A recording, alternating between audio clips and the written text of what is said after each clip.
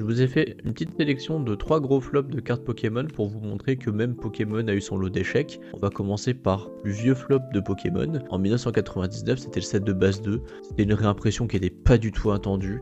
Très peu d'intérêt pour les joueurs, même si aujourd'hui on s'en mord les doigts. À l'époque, on s'en fichait totalement. Une des plus tristes, ça a été Aquapolis et Skyridge. J'ai toujours adoré cette extension, j'en ai collectionné, mais c'est vrai que je l'ai vécu aussi. Le manque d'accessibilité, de distribution était hyper random, qui a créé très peu d'intérêt pour les collectionneurs, et c'est trop dommage parce que les cartes, il y avait vraiment une belle idée dessus, un beau design. Cette année, la plus grosse déception, qui a été un des plus gros flops de Pokémon, c'est Évolution Prismatique. On parle d'une demi-extension qui n'a pas été accessible par beaucoup de joueurs et qui a frustré quasiment toute la communauté TCG parce qu'on n'arrive pas à finir nos classeurs et il y a des trous partout de par le manque de disponibilité et en plus le taux de drop par les boosters. Et tout ça, ça rappelle que la hype, ça dépend oui de l'originalité mais aussi de la disponibilité parce que si on peut pas acheter, on n'en veut plus. Peut-être elles seront rééditées et ça deviendra les trésors de demain. Mais en commentaire, vous, quelle extension vous a le plus déçu? Moi, ça a été 151, je n'ai jamais pu ouvrir un booster de ma vie et je suis assez triste parce que je suis très fan de Dracofeu en plus. Donc voilà, c'est Pokéyasu, je vous fais des bisous.